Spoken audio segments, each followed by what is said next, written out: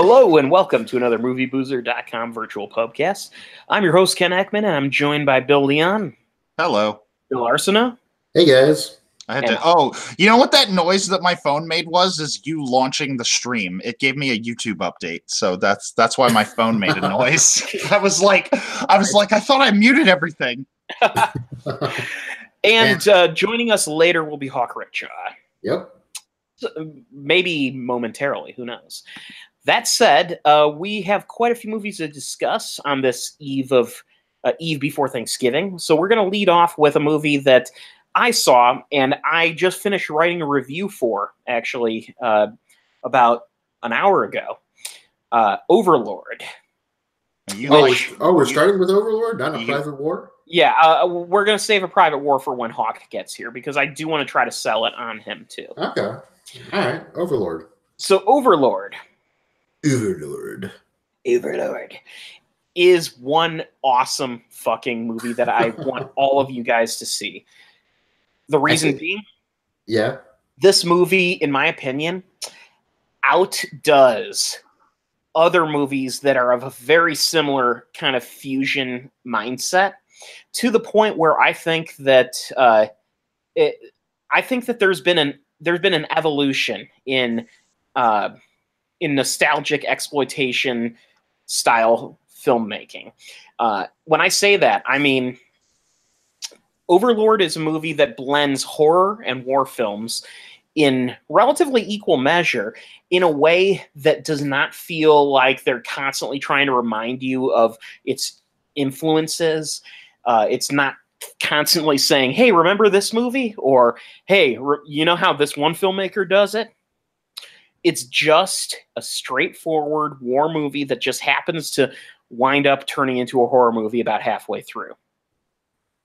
And that's not a spoiler, of course, because everyone knows that. But I was so impressed by how unpretentious this movie was in its approach. Director Julius Avery, I think this is his first major movie. He may have done another feature before this, but he has, but nothing major. Yeah. Yeah. In fact, I guess his first movie was called Son of a Gun, which I've never seen. Oh, that's I'm gonna look that up real quick, but I believe that has a star attached to it. Ewan McGregor is in it, and Alicia Vikander. Yeah, I think it was like just a silly, little. It's listed as a crime thriller, apparently. Small distributed movie, And he's an Australian filmmaker. So I'll start with a brief synopsis. So Overlord takes place on the eve of D-Day, and it follows a squad of paratroopers from the Airborne Division as they're being prepared to be dropped over behind enemy lines, basically the night before the invasion of Normandy Beach occurs. And this squad has one mission: to destroy a German radio tower that's built into an old church in this small French village. As with most aerial drops that occurred on the eve of D-Day, things went horribly wrong and people got scattered all over the place. And basically, it turns out that only 4 soldiers survived the jump in this particular plane. And one of those soldiers is Private Ed Boyce, played by Jovan Adepo. Another one is Corporal Ford, played by Wyatt Russell, Kurt Russell's son. And then there's a couple others. The names are evading me, but one of them plays kind of like your stereotypical war movie Italian from the Bronx kind of character, and which it was actually a really fun character because it's right out of your standard. Like if you've ever seen HBO's Band of Brothers, it was just like the Private Garnier character. Anyway, so and then the other one you have is a Jewish character, Jewish American soldier, and I take it back. There's one more, but my mind's evading me. Anyway, long story short, they find themselves in the village, and they quickly learn that the radio tower is just a front for a much more nefarious series of experiments taking place underneath the church. And Those who are familiar with the Wolfenstein video game series will know that, yeah, Nazis like making zombies and shit. So, now that said, this is not like just standard zombies we're talking about. So I'm not going to go into too much detail, other than to say that there is a somewhat believable paranormal explanation that they give this, and it's a lot of fun. What I enjoyed most about this movie is the fact that the first half of the movie very seriously follows the tropes of like a standard action war movie, and it builds the characters, and it takes its time. It's not just a gunfight a minute kind of movie. You get to know these characters, and you get to know their foibles. You see them interact with each other, and you kind of you like them. You want them to stick around, and so when reality comes in and things, and life intervenes, you feel for it when things like that happen. And not to mention, of course, Nazis make the best bad guys, because no one likes a Nazi. And the people, okay, I shouldn't say that. I should say no one who is worth mentioning likes the Nazis. Oh, right. And you've got some great performances from this movie. A very small, the scientist character who you see in the trailers is a very small role. He barely has more than a couple lines. The main villain of this movie is a character who is a captain, a German captain, and his performance is just the perfect evil Nazi characterization, right out of the evil German handbook that was developed by all of the classic actors of, I mean, even World War I era, like damn it, what's his name? The director, Erich von Stroheim. Oh, okay, yeah. It's the perfect kind of classy but scummy performance, where on one hand he has this air of being, charming, but that's what's masking it is just the most cruel and gross and grody, grimy son of a bitch. See, I was gonna say Joseph von Sternberg, but that's a different guy. How does it compare to the German guy from Monster Squad? Favorably, I'll say. Okay. Favorably. Yeah, I'll be honest, I don't remember the German guy from Monster Squad. It's been a few years since I've seen that movie, but I'm sure it's probably similar. And Ken is also a few gin and tonics into this conversation, so just 2.5, so I'm okay. Oh, okay. Ken, ask me in a few more movies. I just checked my YouTube feed, and there's a new Ernest Roulette episode. I know, it's posting tonight. Well, it's up. It's already up. Oh, it is? Okay, well, when we're done, I know what I'm watching. Let's just cancel the show. Yeah, let's go. Ernest goes to school. So I don't want to go into too much more about this movie, just because I know that it is a movie that all of you guys will enjoy. I will end my talking up of this movie by saying that I think this movie outdoes genre blended movies from filmmakers like Robert Rodriguez and Quentin Tarantino. And the reason why it does is because those movies are so predicated on referencing movies that came before it and reminding you of things that that previously happened. This movie just exists to build its characters, get you used to them, and then put them through a situation. It's just a solidly made movie that doesn't feel the need to constantly say, hey, remember this? Remember the 80s? Don't get me wrong, I love Quentin Tarantino. I think Robert Rodriguez at his best is excellent, but I find them, after seeing this movie, I realized how great it was prior to, say, Kill Bill, when Quentin Tarantino could make a movie that just was. It didn't have to be so in your face about wearing its references on its sleeve. That's why Jackie Brown might be my favorite Tarantino movie, because it's not so focused on mentioning things that came before it. It just kind of exists to service its own story. And yes, it references things from time to time, just like Overlord does too. But it's not meant. It does. It's more focused on telling a story than it is anything else. So the references are just bonuses. Exactly, as opposed to. Don't get me wrong. I love Inglourious Bastards. I love Django Unchained.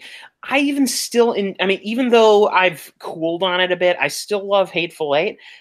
But all of those movies have the same flaw to them that, and the same thing with Rodriguez's movies, like, like Sin City and such, in that they constantly feel the need to remind you of things, and to me that's sort of breaking the fourth wall, which can be fun, but the best movies to me are movies that you can get immersed in, and it's harder to be immersed when you're brought out of the movie to say, hey, that shot was just like something Brian De Palma did in X movie. X movie by Brian De Palma. I'm just, giving examples. I know. Yeah. Julius Avery does not. He does not. There's very few moments in this movie where you can directly say, yeah, I saw that in this movie. You might say, I've seen other movies where this kind of thing has happened, but it's not like a direct reference. Okay. That's good. Yeah. So, what about like movies like Dead Snow, Iron Sky, Frankenstein's Army? I've actually not seen any of those movies. I've wanted to see them for a long time. They've been on my list for a long time. I just haven't gotten around to it. When Iron Sky was on Netflix, I flirted with watching it, but I was like, I tried watching it and I couldn't get through it. I have heard Iron Sky's bad. I will say though that as a regular listener to Leonard Maltin's podcast, he actually, I will first off say Leonard Maltin is not a fan of like super gory movies. He'll watch them, and if they're good, he'll admit it. But it's not his favorite thing. Yeah. That said, he actually really enjoyed both Dead Snow 1 and 2. Iron Sky is one of those movies that wants to have its cake and eat it too, in terms of taking its concept semi-seriously. Like, it doesn't lean into the joke as much as it should. I don't like trying that. to be a little, okay. It's like, it's wacky, but we're kind of tongue-in-cheek, but also kind of wacky, but it tries to have both of those things. See, I thought the movie was, the 10 minutes I saw of it were a little too harsh.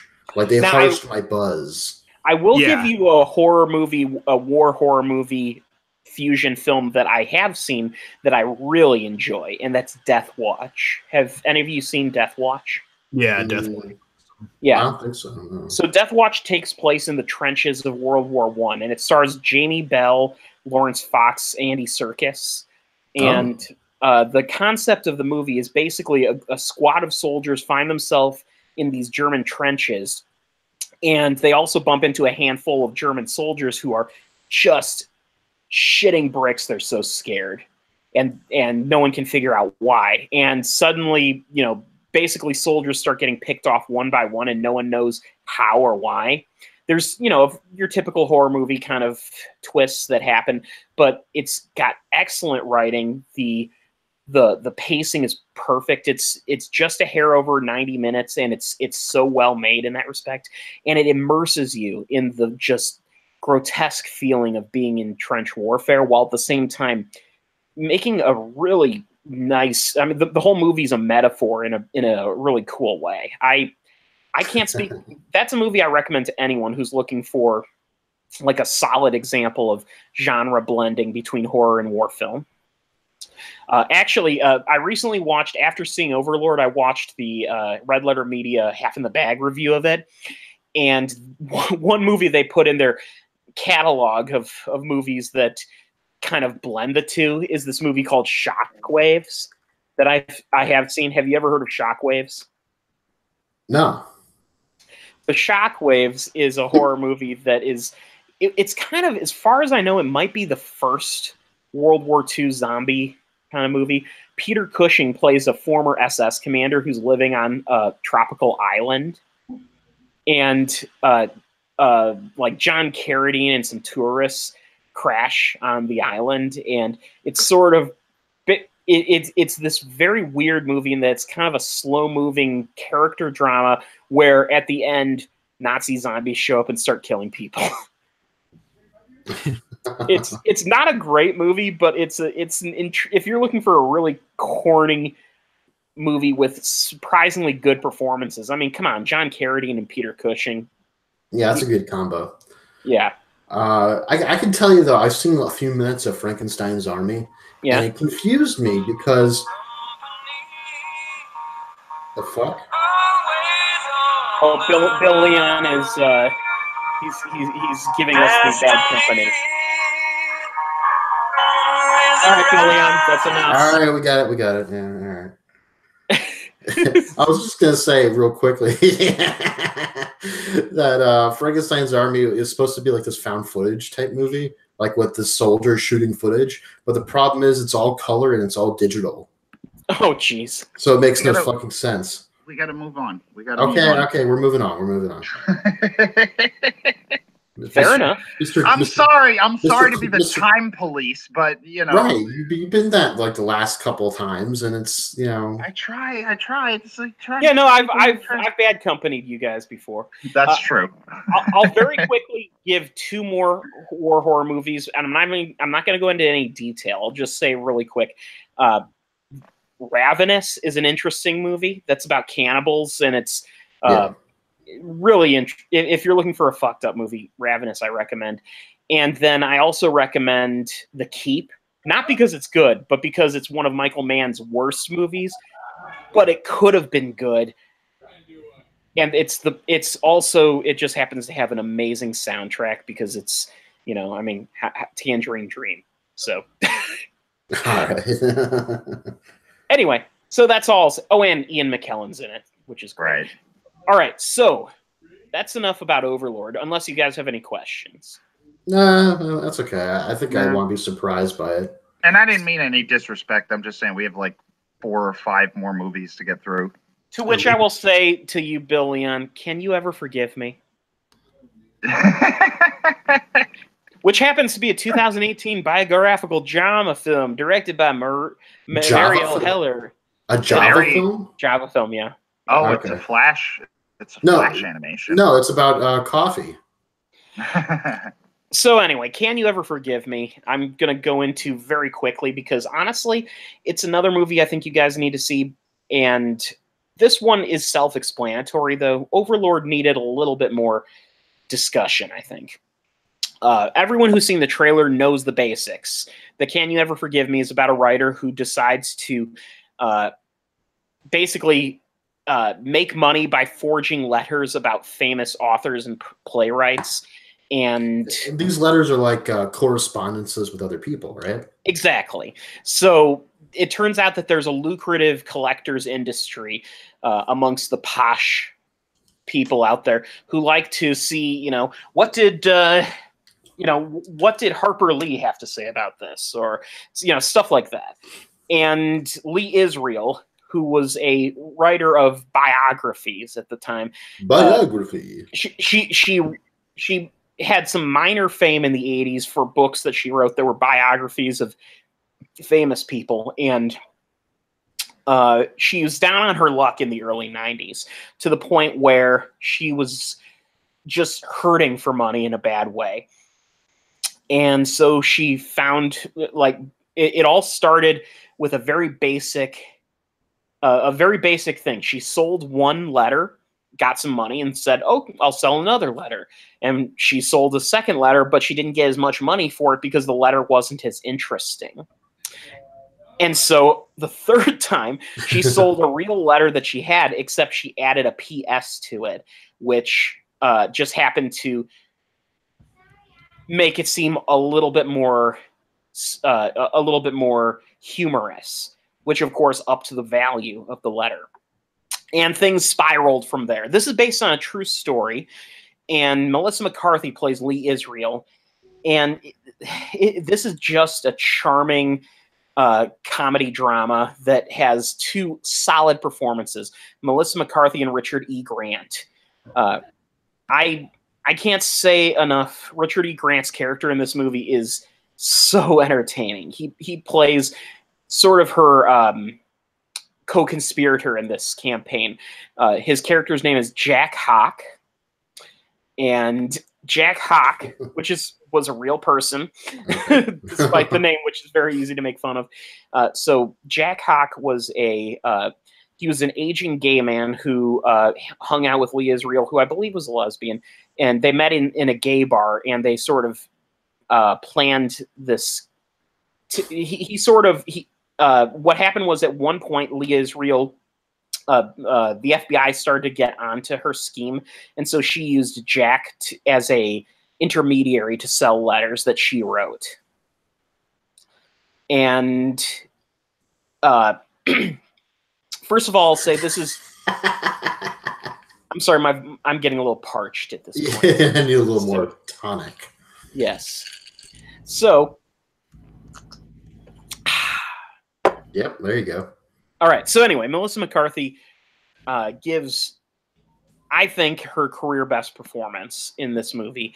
It's funny, it's dark, it's sad, and it's poignant in a lot of in all the right ways. The performance, you mean? Yes, this movie, despite being the fact that it is everyone's talking about it being Melissa McCarthy's big dramatic coming out party, but it's really a very funny movie too. Okay. Yeah, I mean it's darkly funny, and there's a lot of sad stuff to it. A lot of the comedy is happy sad stuff where you laugh, but you realize how pathetic it makes everything seem. And as an example, she's a cat lady. She lives in this apartment. She doesn't really take care of the apartment. Her cat shits everywhere, and she really doesn't clean it up because she's that far gone. And there's this scene in the movie where because she keeps finding dead flies all over the house, and she's complaining about it, and she's telling her landlord, you got to send an exterminator. And then the exterminator shows up and immediately says, I'm sorry, I'm not going in there. Let me know when you've cleaned up a bit. And that's sort of the moment where you realize how far she's fallen. She's probably got a dead cat in there or something, or mice or something that's dying, if there's dead flies. Well, the point is she's really she's right. Her depression, her inner emotions have spread outward to her living standards. Yes. And so I don't want to go into too much more about the movie because I think this is a movie that needs to be seen, and there's a lot. It's very self-explanatory since it's a biopic. I mean, everyone knows the basic way those break down. And if you've seen the trailer, let's be honest, you pretty much know every beat that the movie's going to go through, which is probably the biggest flaw to the movie. Is the trailer? The trailer are in the last 20 minutes of the movie. Let me put it this way: the biggest element to the trailer that honestly, even the friggin' title of the movie is a spoiler, but in its own way. But yeah, a good amount of the trailer happens in the end of the movie, unfortunately. That's too bad, but I don't know, maybe it works. But here's the thing: thankfully this isn't a movie that relies on twists. It's about watching the performances, which are genuinely entertaining. Richard E. Grant and Melissa McCarthy have this great cadence with each other. I would love to see them do a straight comedy with each other. I think they would be great as a duo because they play off each other's strengths really well. Well, I find it funny, someone on Twitter compared this to With Nail and I. This is the sequel to With Nail and I that you always wanted. And I thought well, he drinks a lot, I would imagine, but does that make it a sequel just to the alcohol? No. You know what I mean? And that's a different kind of movie too. That's not even. I could see. Here's the thing: even though there is a lot of alcoholism in the movie, it's that's not the main focus. It's just an element of what makes her. The thing is, Lee Israel's problem is not her drinking; it's that she's kind of a bitch. That's the thing. You can almost understand why, though. It seems like life is kind of shit on her. But are you suggesting I'm suggesting that even as a famous person, if she was on top of the world, she would still be kind of a bitch. Oh, okay. So she's not very nice to people. So it's not that she's had bad luck. It's that she hasn't made good decisions. She's a person who probably, if she was a little bit nicer, could have gotten more breaks than she has. Oh, okay, I see. And that's the thing. It's watching her dig her own grave. One thing that's funny is there's a cameo in the movie, not cameo so to speak, but there's a brief scene in the movie that if you are familiar with Tom Clancy, there's a scene in the movie where she goes to a party that's like a gathering of writers, and Tom Clancy's there, and played by the actor Kevin Carolyn. And goddamn, it is so on the nose as to how pretentious he was. Tom Clancy, really? He's pretentious? Oh, complete. He was in love with himself. He doesn't come off as a pretentious person to me, anyways. I mean, he doesn't exactly write high art. You know what I mean? He thought he did. All you need. Thought he did. Okay. He sure the hell thought he was. Well, here's the thing. I don't know if necessarily he thought he was high art, but he knew he was hot shit in his own way. Okay. As evidence, just I own the Ben Affleck "Sum of All Fears" DVD, and I don't own it Ben because of the Affleck "Sum of movie. All Fears" DVD. I don't own it because of the movie. I own it because the commentary track where he and Phil Alden Robinson are talking is one of the most hilarious comedy-based commentary tracks. Comedy-based. Well, doesn't Ben Affleck get high for pretty much every commentary he does? Oh no, Ben Affleck isn't in the commentary. It's just director Phil Alden Robinson and Tom Clancy. But what makes it funny is the entire course of the commentary track is Tom Clancy pointing out, "Yeah, that's bullshit. That would never happen. You fucked up my screenplay." He basically says to Phil, he doesn't say it in that many words, but he is basically the entire film watching the commentary is listening to Phil Alden Robinson kind of defend his decisions to the writer that whose book he butchered, so to speak. Which, being fair, having read The Sum of All Fears, he does butcher the book. But it is just hilarious how overtly he is just saying to his face, "Yeah, that's bullshit." I wrote Jack Ryan. I'm hot shit. In fact, I think I'm quoting directly because there's the scene in the movie where Jack Ryan is refusing to reveal to his girlfriend that he's in the CIA, like it's a secret, and I'm pretty sure he says something along the lines like, "Yeah, that's bullshit. People in the CIA love to brag about it."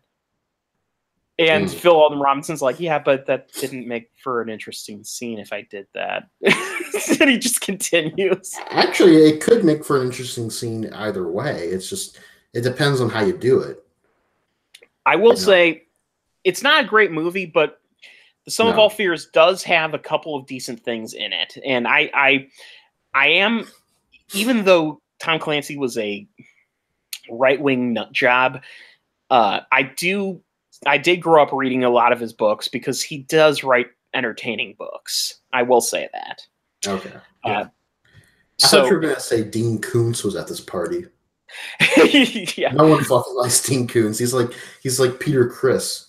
There are a few other people who you could probably argue are other famous authors, but he's the only one that's named. Oh, okay. So they're probably not James Patterson. He could be there for all I know. He actually probably wasn't James Patterson. It was somebody that James Patterson sent in his stead because that's all he does now. He's reclusive now. He's like Thomas Harris. Well, towards the end of his career, Tom Clancy was co-writing with everyone. Yeah, James Patterson will like sketch out an outline and then get like an intern or somebody else to just ghostwrite the book. That's how he cranks out so many. Is that maybe one per year, if that, is actually written by him. Here's your key. This is how you find out if a book was written by Tom Clancy or not. If you look at the cover of the book and it just says Tom Clancy, he wrote it. If it says Tom Clancy's with an apostrophe, yes, someone else wrote it. It's like saying Quentin Tarantino presents. Yeah. Quentin Tarantino presents Iron Monkey. Oh, God. Right, like he had nothing to do with this other than he maybe helped distribute it. The director of Kill Bill made another martial arts movie. Let's rent it on Netflix. And then watch it. Oh, like, this is not very good. So I'm gonna go ahead and I need to jump off for a second. So start talking about Suspiria while I'm going. I'll be back. All right, that perked me up. What was that? What was that clink? So who wants to start? Hawk, do you want to start? Yeah, sure. Suspiria is a movie. It's directed by Luca Guadagnino, who did last year's Call Me by Your Name. And the first thing that you should note, or that anybody should note, is that the director of last year's one of last year's most charming and colorful and laid back movies has created this year's most ridiculously nasty and unpleasant, wildly unpleasant in a good way, horror films. That is probably as close to nightmarish as I can call any film I've seen in recent memory. Yes, this movie was so nightmarish to me as well that I actually had dreams of the movie, and that only happens when a movie has really made an impression on me. I can't remember if I had dreams or not, but I do know that I saw it in an AMC theater using A-List, and they have these nice recliners. And I'm not trying to plug AMC. I'm just filling in the details of the story visually. The recliner was up. I did not need the recliner because from about for the last 30 minutes or so, my knees were up to my chest, and I was fidgeting badly because this movie just gets so insanely messed up, and it's. Again, I can't remember if I had dreams about it, but it definitely felt like a nightmare as I was watching it. And after it was over, I kind of just stumbled out of the theater and made it out to my car, and I just sat in my car for like 5 minutes, just kind of literally shell shocked at this movie's climax. Now, we may be overselling it possibly, but I don't think we are. Some people might think that, but this movie really is this movie is really tense. This movie is really horrific. Yeah, and I don't think we can oversell it that much. I mean, I gave Zach pretty much that same pitch, and after he saw it, he messaged me and said, "Holy shit, Suspiria!" And of course, I had heard people say, "Oh, the ending is really intense." I was like, "Yeah, sure, I've probably seen all of it. It's going to be fine," but just we don't want to spoil what actually happens in the climax because I think that would be the point of overselling it. But yeah. However, the movie, to compare it to some other, or at least two other films that I've seen that have given me similar anxiety attacks, I would compare it to, believe it or not, the climax and the finale of Lords of Salem, Rob Zombie's Lords of Salem. I never finished the entire movie, so I can't speak for the rest of the quality, but I can tell you that the ending where she gives birth to the Antichrist or some demon baby, and then when she's being worshipped as like the Mary Magdalene or the Mother Mary of the new devil or whatever, and her eyes are white and the camera's pulling back from it, I had to like pause and take a breather. That image alone was scary to me, and I don't know why exactly. I don't know why is spiritual and religious iconography or creative remixes thereof creep me out, but they do. This is probably why I've never seen The Exorcist and probably never will, just because of the sheer hesitation, to put myself through that emotional experience. Have you ever seen Lucio Fulci's The Beyond? No, I know what you're talking about. I know because it involves Louisiana to some degree, I think. And it's set in New Orleans, or the New Orleans area, so to speak. Yeah, and I know there are some aspects of the movie too, but I've seen a review of it that a really good reviewer, the Cinemasochist, did, and it got my interest peaked, but I haven't seen it. The reason I mention it is you're talking about a movie that will, because that's a movie that really is just oozing that exactly what you're talking about, that kind of just weird paranormal dread.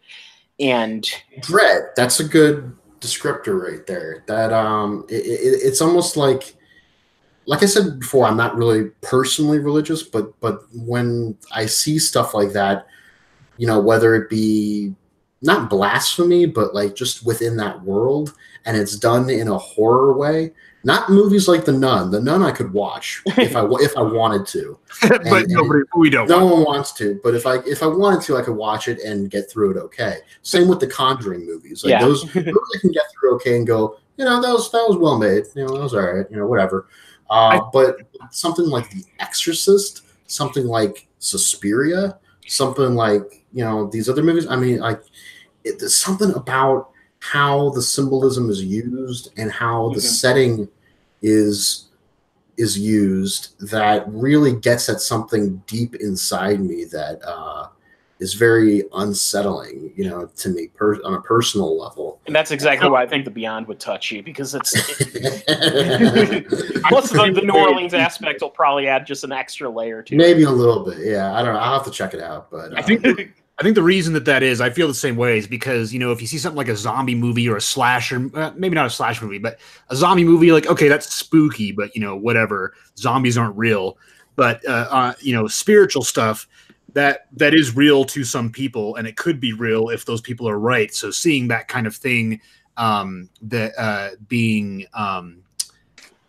subverted and kind of turned into this nasty thing is profoundly unsettling, because somebody finds that as a deeply held part of themselves, and seeing that changed like that is just unsettling on its own, because not only is it unknown, but it's something that matters to people, and it could be even more dreadful if it ends up being real, maybe. Right. It's kind of like if someone like Von Trier did, which he kind of did with Antichrist, but I would argue that movie's a little bit more ambiguous, so it's a little more detached. Women are bad. Right, exactly. It's a little more detached from the religious aspects, but had it really gone there with that stuff, I probably would have been more freaked out by Antichrist. Instead, I was more intrigued by it. I was more like fascinated by it. Like, oh, this is pretty good. This is very fucked up, but it's very good. And Suspiria, I'm like, Antichrist, where the fox eating itself, and then Willem Dafoe's balls getting crushed. But other than that, it wasn't like that. All that horrifying. It's like, I don't want either one of those things to ever happen to me. Yes, or to see. Suspiria. Well, let's talk about Suspiria's plot. This is a remake of the 1977 Dario Argento film, where a girl goes to a dance academy, and there's this big twist where the academy is run by a coven of witches. And in this movie, the coven of witches running the dance academy is part of the main plot that you learn from the first 15 minutes. Right. It's like, it's easily known. It's not to all the characters, but to us, the audience. We automatically know, okay, this is a coven of witches. They run this dance academy. Meanwhile, there's a psychiatrist out there who's kind of on their trail, trying to figure out who these women are, what their goal is. He doesn't necessarily believe that they're a coven, but he does believe they're up to no good. And the movie's kind of about those plots converging. Is it a coven or is it a coven? I prefer coven, but especially if you put an umlaut over it. It's a collective. Yeah, it's a collective. It's a collective. So I do want to talk, like, with that, we don't want to spoil like the main thing that makes the ending so horrifying, but I did want to call out that Luca Guadagnino makes some extremely daring and ultimately impactful choices that pay off because he sticks to them so heavily. When it comes to music and filmmaking style, he does a lot of stuff that plays around with frame rate and frame rate, hands and smash or crash zooms. It feels like a very 70s movie, and a lot of these choices that he has in terms of how the camera, especially the frame rate stuff, ends up really kind of gripping you by the insides. There's this bit in the movie, and I don't think it's too much of a spoiler. It's more like just a sequence early on. Mm-hmm. But I say that like to underplay it. It's really like a horrific sequence. It's where this dancer, during the first rehearsal that we see, has decided to quit very emotionally over the loss of another dancer who we have seen at the beginning of the film. And so as she's leaving, Dakota Johnson, right? Yeah, her character. Yeah, her character, who is kind of, she just joined the troupe, and she's going to make her way up very quickly because she happens to be very good. And on top of that, Tilda Swinton's character, who's one of the witches and also is operating the academy, happens to be very entranced by her. Mm-hmm. So anyway, she's giving a little, rehearsal dance or interpretation of the dance. Meanwhile, the girl who's just left is trapped in a mirror room, like another ballet room. And she's trapped in there. And during the dance, her bones start shifting and breaking along with the dance. Yeah, she's being supernaturally forced to mimic the dance a couple floors up.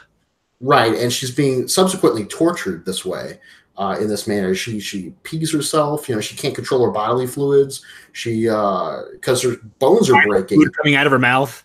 Right, there's fluid coming out of her mouth. There's this, there's that. Her skull's cracking. Her bones are breaking. She's throwing herself against the mirrors. That's what happens with fluoridated water. Yeah, exactly. And so call back to a conversation none of you heard. Yeah, well, he and I talked about it, but the music, is matching both, not just the woman being murdered supernaturally, but the dance that Dakota Johnson is doing, which is a lot more. It's intense, but it's kind of lighter.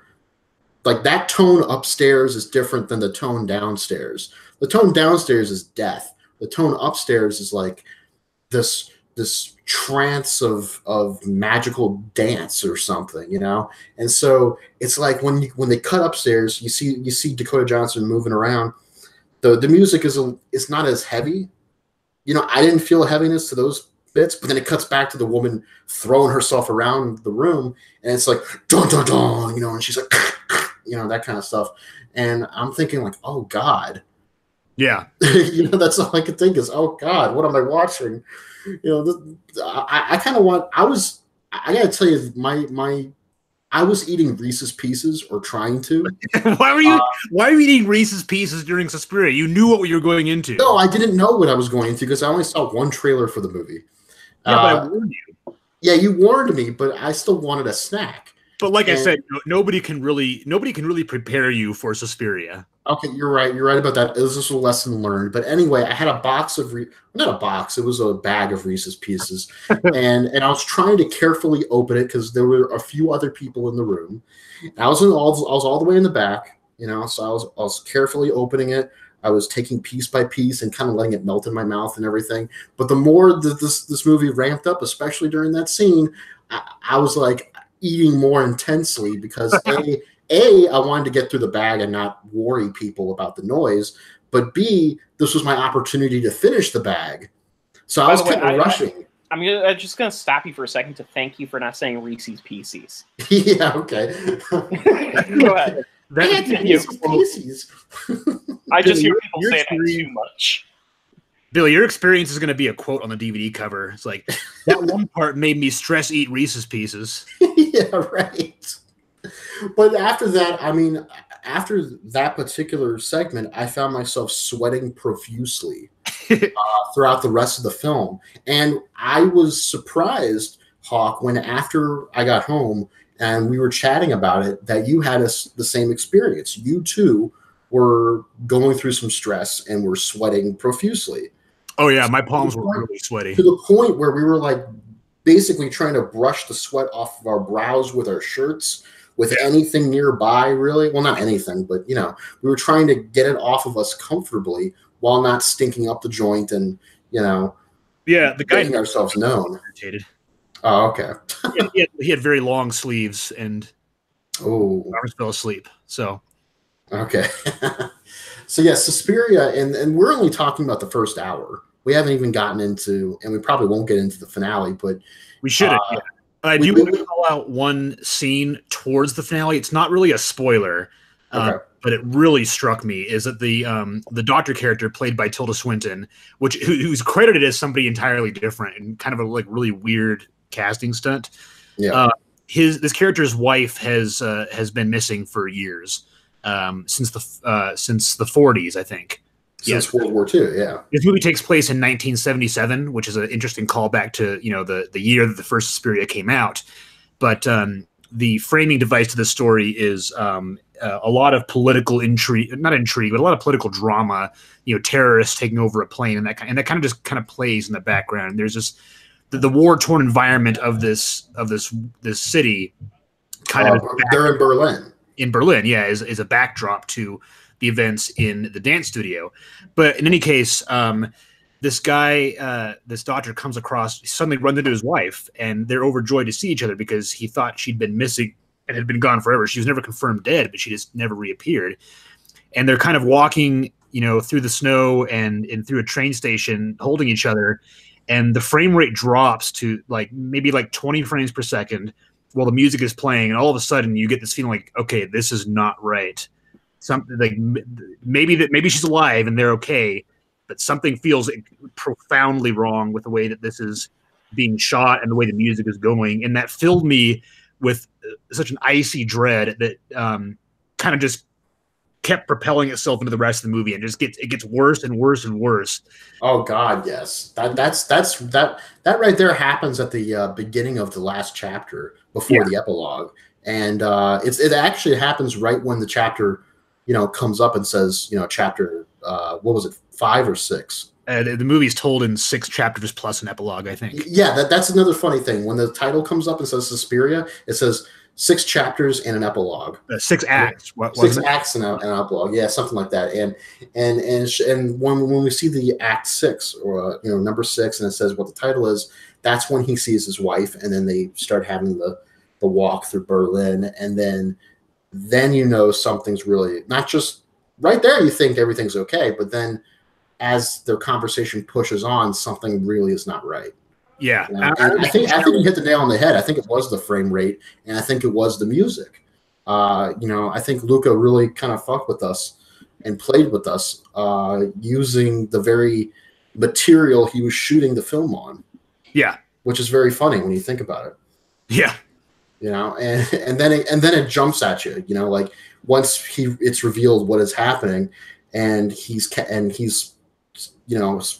happens to him.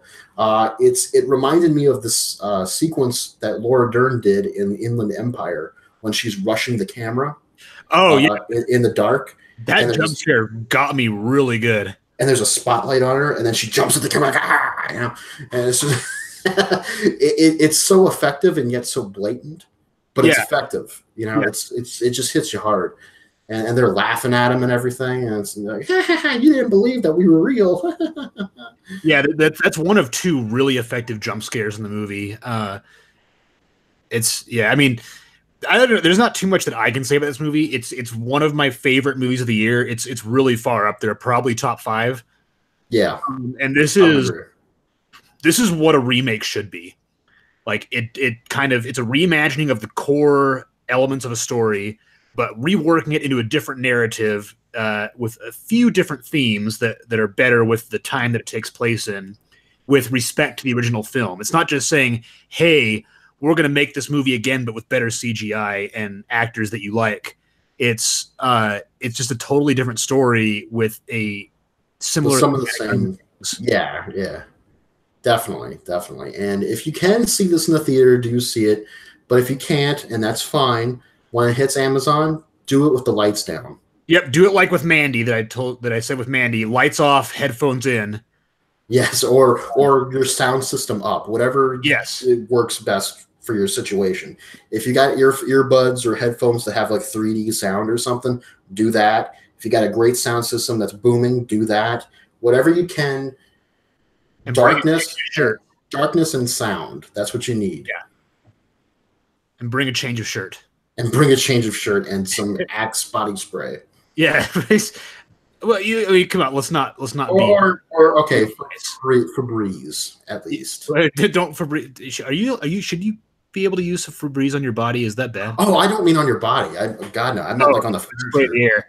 I'll just bring a stick of Old Spice swagger. That'll do. Febreze has 2 purposes. Purpose 1 is to freshen furniture because of pets making things smell like shit. The second use is for college students who are too lazy to do laundry. They spray the shit out of their clothes. You can technically do that and get away with it, but I would not recommend it. It's just, I think other people will know. Other people will know. They're like, that smells like Febreze. Did you Febreze your fucking clothes? It just sounds like a very cheap way of getting... well, here's the thing. When you're a college student, you have to pay the money for those coin laundries all the time. And yeah, You're right. So rather than doing laundry every week, you do laundry every 2 weeks. Or if you're really lazy, you just stop doing laundry altogether. But thankfully, I wasn't that lazy. Just keep buying new clothes at the Ark when your clothes get dirty. Just keep buying new clothes. It's cheaper to buy a bottle of Febreze. There you go. Yeah. And by the way, that happened. So, yeah, moving on. Hopefully you didn't do it with the underwear. We'll go ahead and skip to the next movie. Okay. So, A Private War. All right. A Private War is a biopic based on the life of journalist Marie Colvin. And Marie Colvin, first of all, does anyone here know who she was? I'm not totally eye patch, right? Yeah, she was a writer for the Sunday Times. She was actually an American journalist, but she worked for the British Sunday Times. And she was famous, though, for being one of the most daring combat journalists. Since the 80s, she would go into war zones and she would cover things right from basically ground zero in the most dangerous parts of the world. She was kind of a danger junkie. And this movie stars Rosamund Pike playing Marie Colvin and sort of playing out her life through a series of different events, different things that she covered. And goddamn, is this movie powerful. It really does shine a light on two aspects. First of all, it's a very personal movie in the way it deals with the personal toll that it takes on a person who is willing to go there, and the weird addicting nature it is for a handful of journalists out there to just keep going from war zone to war zone. They barely feel like they can function in real life. They need, I shouldn't even say real life, in westernized peacetime life. They need to go to those areas where people are killing each other and find out why. Okay. And Rosamund Pike is just horrifying in this movie. It's a complete transformation. For a second, I thought you were going to say she was just horrible. No, horrifying in that her character is, you totally, you buy into it from the beginning. She is just convincing as this character. One thing I wanted to point out about Rosamund Pike is that a few years ago, my roommate and I at the time were watching Jack Reacher, and we were watching this movie, and there's the part where she finds out like the twist, and she like gets a shocked look on her face, and he started laughing and said, "Rosamund Pike has the best shock face ever."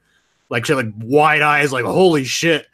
But that's one thing that I have never been able to not see in Rosamund Pike, which I like her as an actress quite a bit.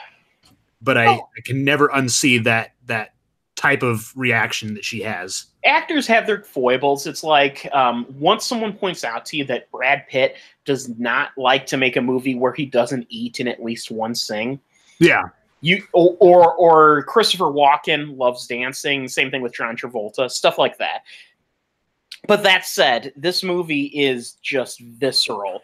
It's actually probably the first feature film covering this sort of subject that I've seen that just makes you feel like it's not a documentary, it's not shot like a documentary, but you feel like you're there on the ground floor of these war zones. It is really frightening in that respect. That's why I mentioned in the Facebook group earlier when I got out of the movie that it reminded me a lot of Last Man in Aleppo. Right. Ooh, okay. Because it is just such a heart-pounding, pulsating movie. Don't do a lot of research behind the background of the film. Just go see it. I don't want to spoil anything that occurs in the movie because it deals with actual historical events in very interesting ways. Stanley Tucci shows up in the movie, and he plays her love interest, who is completely unlike her in every way, and I think that's almost why she's attracted to him. Oh, you mean that he has two eyes? Oh, God damn it! That's I'm sorry. That's just mean. That was mean. Yeah, I'm sorry. The only thing I'll spoil is one thing this movie shows is how she lost one of those eyes. Oh, really? Okay. Yeah, Interesting. This movie is what really is interesting is while it deals with the war zone stuff, the main focus of the movie is the toll that it takes on her and the people around her. And I can't speak about this movie enough. I think that it is one of the great movies of the year. I think I think she has a solid chance at a Best Actress win here, even though I honestly think Melissa McCarthy has the better chance just because hers is the more prominent performance. Oscars love to award people who make a complete character change, and Rosamund Pike, she usually does dramas, so another drama is not as sexy as, say, Melissa McCarthy going into a drama from, goofy comedy. You mean tell me that Melissa McCarthy as Lee Israel doesn't fall down and go boom? No, and that's the thing. This movie's depressing in a different way. Both performances are great. And both performances are basically about alcoholic women, which is interesting. Which is funny because that's a good opportunity to fall down and go boom. I saw these movies back to back, and it's a great double feature, honestly. That's interesting, yeah. So with that said, I'll go ahead and move from there. I'll say if you have an opportunity to see this, it's a good movie to see in a theater. If you have an opportunity, there's a good chance it'll come to streaming. It's worth seeing either way. Just try to see it if you have an opportunity.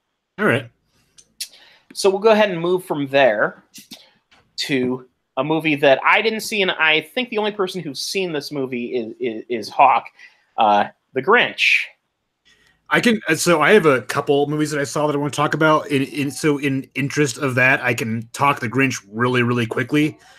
Go ahead, because I honestly couldn't give a fuck. I'll be honest, I gotta go to the bathroom. I'll be back. Okay. This is my piss break. It's an Illumination animated movie. It is as mediocre as anything else that they have made. Maybe slightly better. One of the big things that Will Ashton and I and our friend Matt talked about is that the movie really changes the Grinch's character in a very bad way.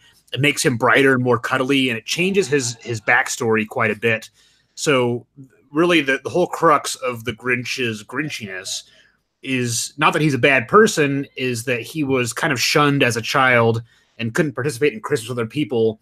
So now he's alone all the time for 53 years, and he's a Grinch, and he wants to steal Christmas because he is depressed about being alone. Well, wasn't that also the same backstory in Ron Howard's movie, sort of? Well, not really. People were shitty to him, actively shitty in that movie, and he was angry at the commercialism and everything. In this movie, people are like, "Oh, we love Christmas," and everybody is so good-natured in this movie, to the point where Cindy. So the other thing is that this movie was made in 2018, and you can fucking tell because Cindy Lou Who, all she wants for Christmas is for her single mom who's working 2 jobs to be happy and not have to work as hard. And, there's a scene where her mom comes home from her night shift and falls asleep on the passenger next to her. And instead of him like shoving her off, he just kind of chuckles like, "Oh, isn't that sweet? She fell asleep." And, everybody's so nice. And this is a cavity inducing movie in terms of the sweetness. Oh, yeah. And again, like in the Ron Howard movie, the Grinch was angry at the Who's for shunning, for rejecting him and being shitty to him. He's angry at them for the noise and everything else. He hates the Who's. In this one, the Grinch is antisocial. He's depressed and kind of just, he's a loner. He's a part of the Prozac generation. Yeah. He stress eats. At one point, he had one of the funnier gags in the movie is that he wants breakfast and he finds out he has no food because he was emotionally eating the night before and ate all of his food. So he has to go grocery shopping down in Whoville, and nobody is really repulsed by the Grinch. He's just kind of there, and he's not even really a bad person. He does one or two mean things in this sequence, and that's it. So he's not really a Grinch so much as just this depressed guy that doesn't really care for Christmas. So everything is so toned down and neutered and is way too bright and sweet. I think the main thing that I have against both the Ron Howard Grinch and the concept of this one is that when I read the book as a kid and when I saw the cartoon, my assumption was that the Grinch had never actually been in Whoville. He's just observed it from afar. The assumption that I had was that he's been that way his entire life, and that to me the whole moral of the story is that is about observation in a way, which is he he's someone who he was only annoyed by it. He never took the time to stop and smell the roses. Versus in both the Ron Howard version and this, is my understanding from what I'm hearing here. He's familiar with Whoville pretty personally. Yeah, in this one, he was like an orphan, and he wasn't really able to play with anybody because nobody wanted to. Which is the same thing in the Ron Howard story. Which is funny because, God, if I were a kid and there was like a green furry version, like human type thing, I'd want to be its friend. Well, that's the thing. In the Ron Howard version, he was bullied and shunned. I said shunned for this one, but I guess more like he never found a way to be a part of everybody else's activities. He just kind of couldn't fit in. See, to me, that changes the message completely. It does, and that's one of the biggest problems with this movie is like, oh, you know what?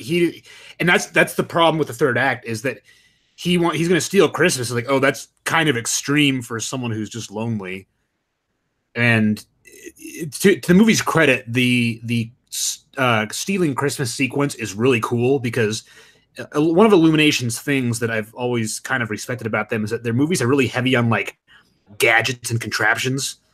And this movie is no different. Like one of the things that I laughed at is that the way he steals a tree is that he like fans out like 3 tree topper stars, like throwing stars, and like he like chucks them at the tree, and they surround it and spin it and like wrap it up, and then he like stuffs the tree right up the chimney because it's now pretty much just a straight line.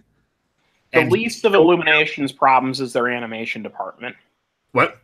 I said the least of their problems is the animation department. Yes, this is a really good looking movie. One thing that really struck me is it's dynamic. There's actually camera movement. There's a funny scene where he's playing all by himself on this massive pipe organ that he owns for no reason, and the camera like pans up from him straight up through the pipes of the organ as he's playing it. So the movie looks good, and I love the way that the camera moves through things and feels like a very living thing in terms of working through the scenes and showing things. Like that was cool. There's a lot of creativity to the town of Whoville. It looks like a giant gingerbread town. And there's nothing wrong with the way this movie looks. I saw it on IMAX and I was quite pleased with the visual design and the crispness to the animation. But again, like you said, that's the least of their problems. Illumination's issues are with their writing and the movie really doesn't have any jokes. There are visual gags. There are some funny things that you can see happen, but there's not really any lines that are funny. It's weird. Like I don't know why I do know why the Illumination movies are so comfortably mediocre is because they fucking print money. But it's the same reason why there's like 8 Shrek movies. Because they just kept making them using the same formula until people stopped giving a shit. You know they're rebooting Shrek, right? No. They're rebooting Shrek with the same voice cast. Like, we can tell more stories in this universe. It's very weird. That's very peculiar. Did you guys know that they made a fan-made Shrek? Yeah, Shrek Retold. Yeah, I posted it in the chat. I saw that about a week before you posted it, and I am thoroughly intrigued. Yes, it looks really weird. In a good way. Kind of like the RoboCop, our RoboCop remake. Yeah, yes. We need more sweeted film remakes. Yes. I still maintain the gold standard is always going to be the Raiders of the Lost Ark one, because that was a lifetime thing for this group of kids, you know? Right, but we're talking about like that was great by itself, but we're talking about like multiple filmmakers getting together across different countries and making little minute by minute, versions of the film. Yeah. But yeah, that's all I have to say about the Grinch. It's forgettable. I don't care. Like, it's nothing to write home about unless my mom was like, hey, write home to me about the most mediocre movie you've seen all year. And I would say, hey, Mom, miss you. I saw The Grinch and it was really mediocre. For a second, I thought you were going to say, all right, hey, Mom, fuck you. I wouldn't say that. That's my mother. Yeah, that's right. But no, it's a completely pointless remake of The Grinch. I prefer the Ron Howard version. That's sad. I actually liked I rewatched the Ron Howard one, and I still Yeah, but you got an affinity for the live action Dr. Seuss movies, right? Like, I mean, I saw The Grinch as a child. Like, it came out in the year 2000, and I mean, I saw it in theaters, so it was part of my childhood. yeah, I saw Pinocchio, the one with that fucking kid from Tool Time. What was that? Home Improvement. Drew Carey?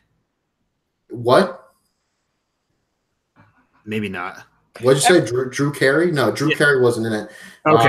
I don't think he was. Geppetto, the Drew Carey was Geppetto, and Julia Louis-Dreyfus was the fucking fairy lady. I don't think so. Maybe Drew Carey was Geppetto. I don't remember that. Because I don't remember who the kid was. This must have been an older Pinocchio movie. This was like in the mid '90s. Yeah, I think it was. But I don't remember Drew Carey being Geppetto. Who's the Tool Time kid? The one of the ones with the bowl haircut. I think he was the middle-aged kid. Jonathan Taylor Thomas. Yeah, the one that no one who can remember his name.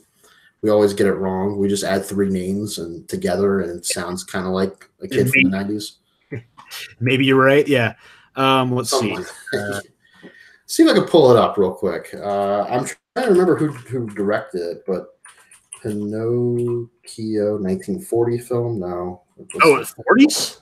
No, fuck no. This was a 90s. 96. The Adventures of Pinocchio. Maybe. Let me. 1992, 1996. Let's see what that pulls up. Adventures of Pinocchio. Possibly. I think this movie was just called Pinocchio.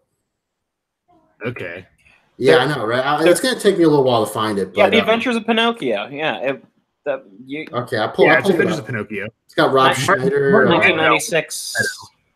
Jonathan Taylor Thomas. Yeah, you're right. That's what this is. Yeah. Martin Landau. Yeah, it's directed by Steve Barron. Udo Kier's in it. Holy shit. Yeah, that makes sense. Oh, he did Teenage Mutant Ninja Turtles and Conehead, so this movie should have been good. Yeah, here's the thing. If you really want garbage Pinocchio, forget that. Just look up the Roberto Benigni Pinocchio. Yeah. That's too bad. You would think Roberto Benigni could do a good Pinocchio. That movie's kind of creepy, right? The Roberto Benigni Pinocchio is the movie that basically destroyed his career. That's a shame. I liked Roberto Benigni. Oh, yeah, I agree. He was great, and then he made that movie. Yeah. That's too bad. He was in a Woody Allen movie, To Rome with Love. And then that was it. And after that, I haven't seen him in anything since then. His Jim Jarmusch stuff is the best, though. Oh, yeah. I scream, you scream, we all scream, but I scream. Down by Law. And then also, if you've seen Night on Earth, when he plays the taxi driver who confesses to a Catholic priest about having sex with a sheep, and the priest dies of a heart attack. That's fucked up. Oh, it's wonderful. I wanted to see The Tiger in the Snow, where it was set during the Iraq War, but yeah, that was his one movie he did after Pinocchio, and I don't know anything about it. All I know is no one watched it. Oh. Yeah, I see the Pinocchio thing on here. One of the costliest films in Italian cinema. Yeah, I think it was made for. It's got a 0 on Rotten Tomatoes. Yeah, I've only seen pieces, but what I've seen is embarrassing. That's too bad. That really is. Yeah. Anyways, what's next in the brighten our day? So you know what? Why don't we go ahead and move on? I know, Hawk, you wanted to talk about the girl in the spider's tattoo web thing. Yeah. The tattoo of the girl's spider web? The girl's tattoo in the spider's web. So the girl in the spider's web is, excuse me, the girl in the spider's web, a new dragon tattoo story. That is the official. Oh, yeah, right. Okay. Because this is a problematic title, because if you have to remind people that this is a dragon tattoo story, then they're not going to care. Anybody who wants to see this movie is going to know that it's Elizabeth Salander movie. So, like, what's the point? It's dumb. Anyway, this is a film directed by Fede Alvarez, who did the Evil Dead remake and Don't Breathe. And then he actually kind of just took a whole new cast. This is both it's both a soft reboot of the David Fincher American franchise as well as sort of a sequel to the original Swedish film trilogy. And as that, it's really kind of nothing. But I will say I wouldn't say thoroughly. It's solidly enjoyable because it is super dumb. And it's kind of like Hunter Killer from last month, where it's got kind of this Tom Clancy airport novel style plot of intrigue and nonsense that makes it weirdly entertaining.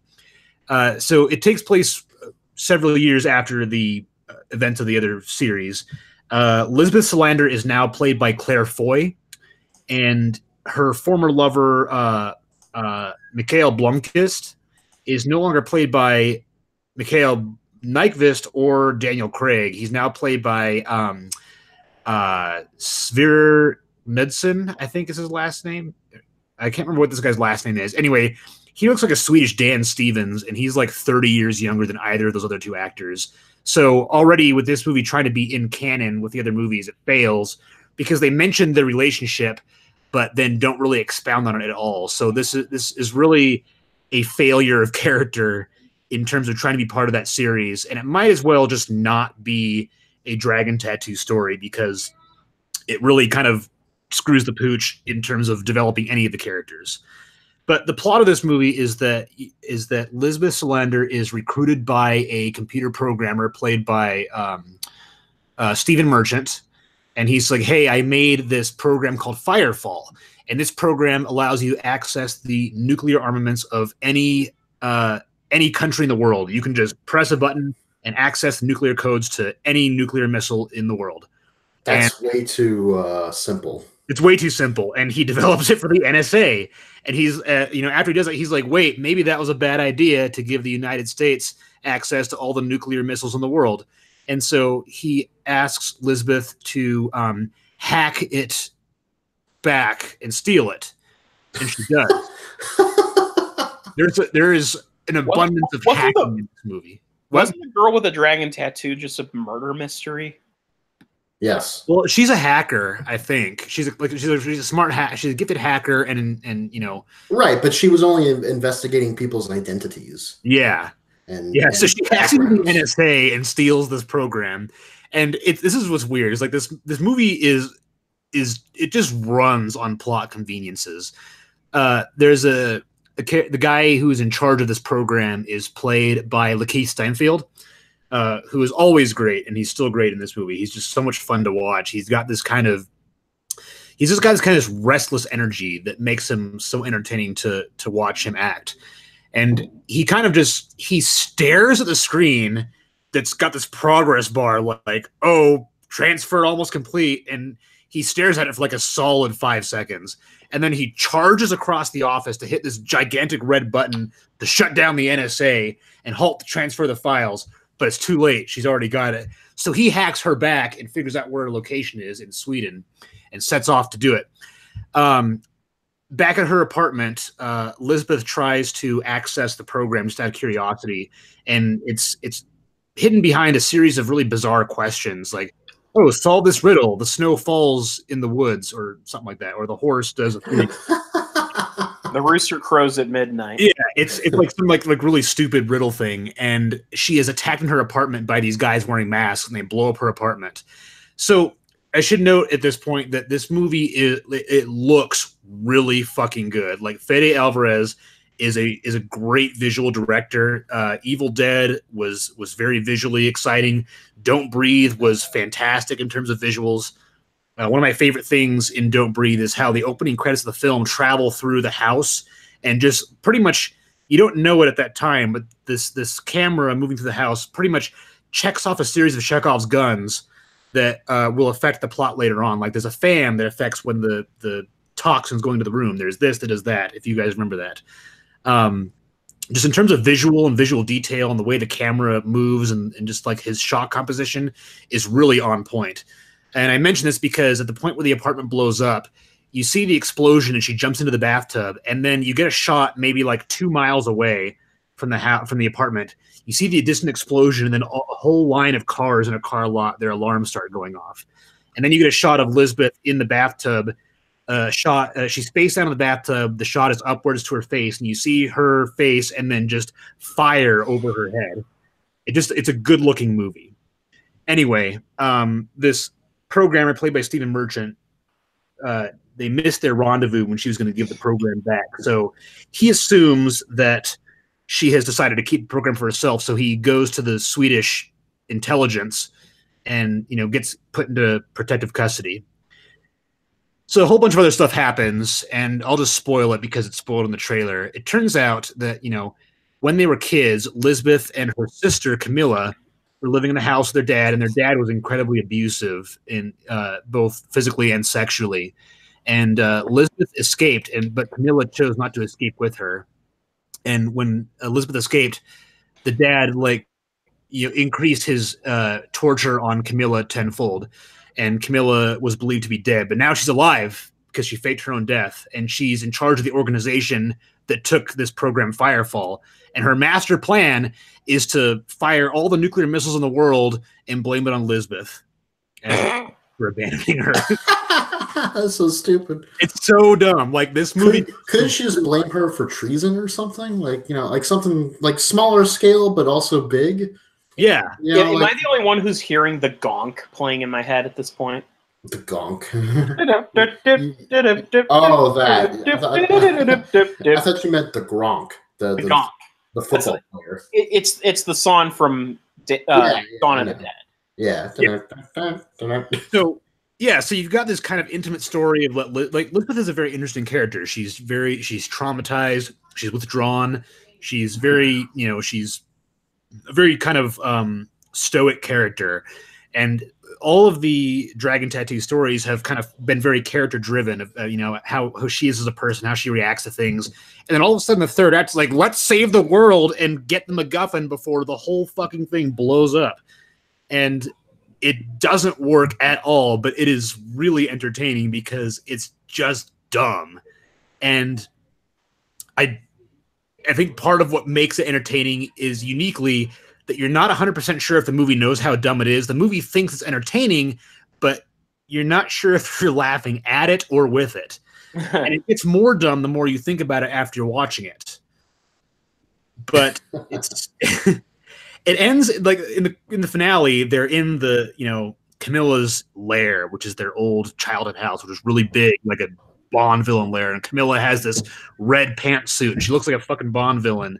And Lakeith Stanfield has been recruited for some reason, and he's got a computer program that can see through the walls, and has this Call of Duty style readout where he fires a sniper and just takes out dudes while Elizabeth is walking through it. She's just like walking, and guys are just getting blown away right in front of her. And it just kind of goes into this like massive action movie climax that is just so dumb. And it's a really fun movie, but it's not a good one. I'm giving it 3 stars because it's entertaining, or 3 stars, 3 beers, because it's fun, it's goofy, but it is a really, really bad Lisbeth Salander story. I just imagine the Columbia MGM studio heads and the people in Sony like looking at the screenplay, like the first draft, and saying, "So will we be able to sell this?" And Sony's like, "More dumberer." More explosions. I will say that I really Exactly. More potential for explosions. Anyways, This isn't dumb enough. there's a part where she's injected by like some drug that like makes her about to pass out, and then there's conveniently during this bathroom fight sequence, there's conveniently like she finds some amphetamine pills, and she manages to get it open and then crushes them and snorts it, and that allows her to kind of get back up and continue the fight. As you would. yeah, And of course. she then proceeds to hack into the bad guy's car and deploy the airbags to crash them. And this is complete with like the screen on the back of the screen on the GPS has this big like middle finger emoji that she sends them. This is There's like this story that released like where some hackers like, oh yeah, everything in this movie is factual. Like this you might laugh at it and think it's goofy, but it could all really happen. Why are you talking like Jesse Ventura? Because that's what the hacker guy sounds like that they interviewed for this movie. I used to be a governor. Why are you talking like Jesse Ventura? Now I'm a crackpot. Yeah, there's so much hacking in this movie. It is if something has a screen, this movie, it will get hacked, guaranteed. There's also Lisbeth's her biggest asset besides hacking is a taser. There's a bunch of dudes. I know we joked a few weeks ago like how she tases some dude in the balls, but she tases everybody in this movie. Every bad guy gets tased at some point. There's even a part where, like in the climax, this guy is coming down the stairs at her, and he's got his hand on this metal railing, and she tases the railing and electrocutes him. And everybody, like him and most of the guys that get tased in this movie, make that goofy electrocution noise, like, and like it's cartoonish. You almost expect like to see their skeleton flashing as they're getting electrocuted, like their literal skeleton, like in fucking Home Alone 2. At this point, I'm wondering if Sony's become nostalgic for Amy Pascal. Oh. Nah. Nah. Well, this movie isn't doing very well, so. Which is too bad because I did enjoy it. It's an entertaining movie. I think that it's got a good visual look to it. The problem is they didn't make it dumb enough. They made it dumb enough because Lisbeth Salander is no longer an interesting character. She's pretty much just pretty much a male power fantasy transplanted into a female. She's more or less Ethan Hunt or Jason Bourne. There's even a stylish opening credit sequence, like not as much female bodies, but there are bodies and like falling through this trippy thing, and like there's a whole opening credit sequence that is admittedly really cool looking. The soundtrack is by Roque Banos, and I think that it was I think it was really good. Roque Banos, he's the guy that did the Macarena song, right? No, he did Evil Dead though, and Don't Breathe. Oh, okay. So he is a talented composer, and I think this movie was a little more yeah. You what? I was singing Macarena. Oh. No, it's like it's not as good as those other movies. Like it's kind of it's like a generic action movie score, but the main theme is really good. There are a couple of really good suites in the score. Like for some reason, I keep going back to it on Spotify. It's just like a good score to listen to while I'm writing something. I can't really describe it. I know it wasn't a very popular score, like with some people that saw the movie on Reddit, but I really dig some of the compositions he made for the movie. But as a dragon tattoo story, it's really not good at all. As a generic action movie, it's solid. So that is. All right. Well, yeah. I'm not going to go see that. Do we even want to see it? But check it out on streaming when it comes out. It's a popcorn muncher for sure. Okay. Do we even want to talk about speed kills at this point? I mean, I'll be honest. I actually also wrote this afternoon the review for Speed Kills, and I found myself so bored at even just writing the review.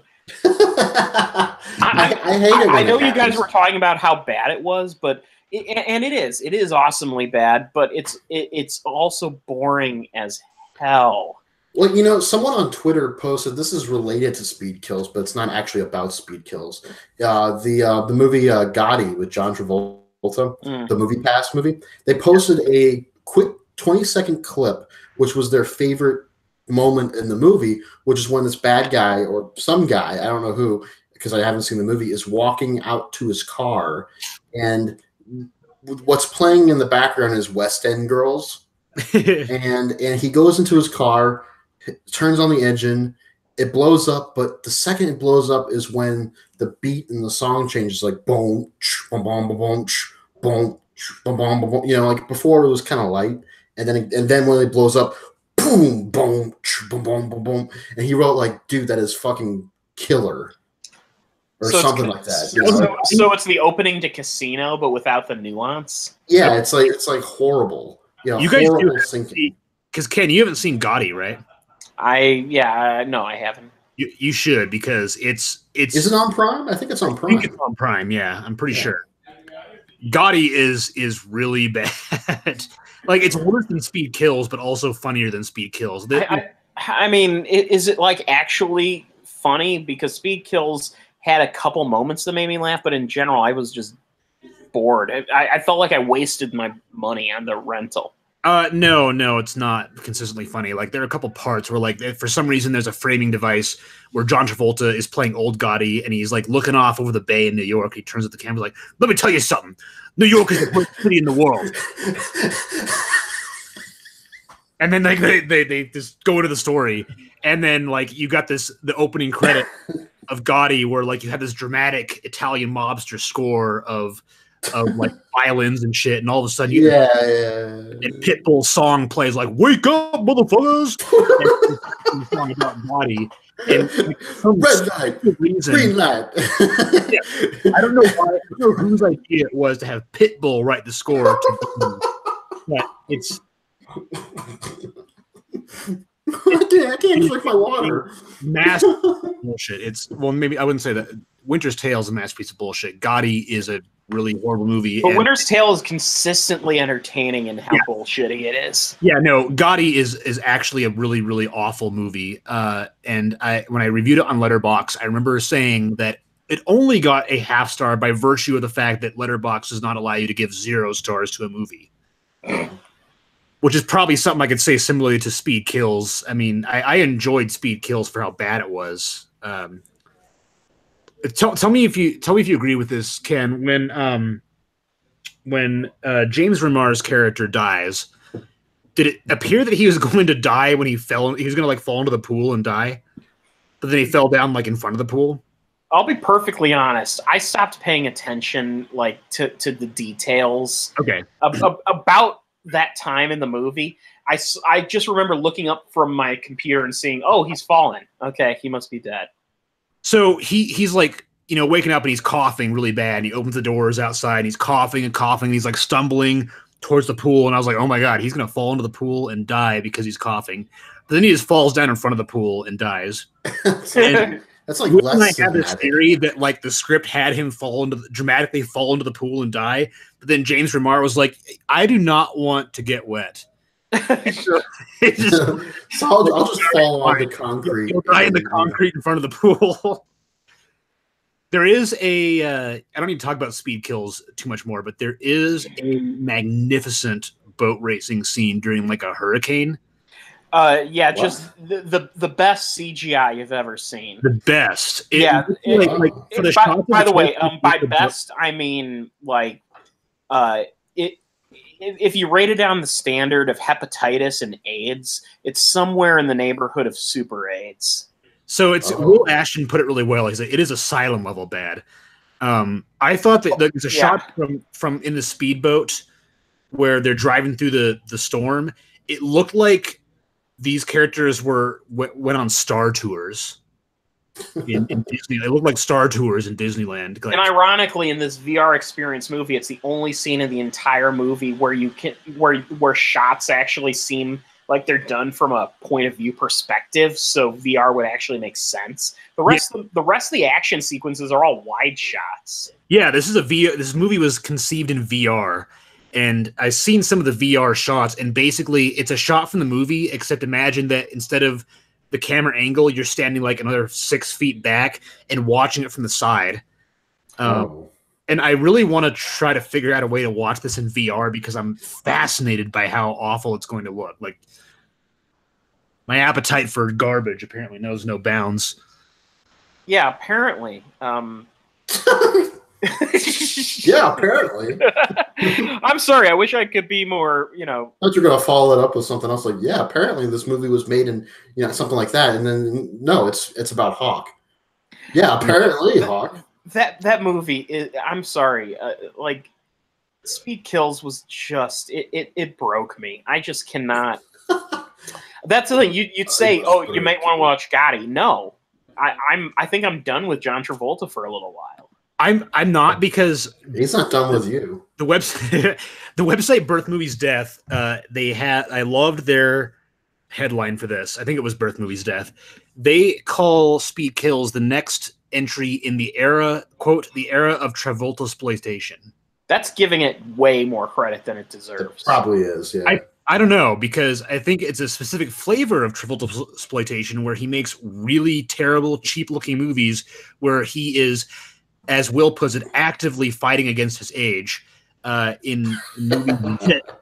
Like, because you mentioned it in the chat, Ken, that Travolta clearly does not age at all over the decades that this movie encompasses. He plays a late 20s in a movie, and he's like 63 or 64, I think. Oh God, that is so vain. Like, color his hair darker. Yeah, he probably That's thought all I that can do. movie was about him. Yeah. Yeah, right. Yeah, Disney money to age him down with CGI. That's the thing.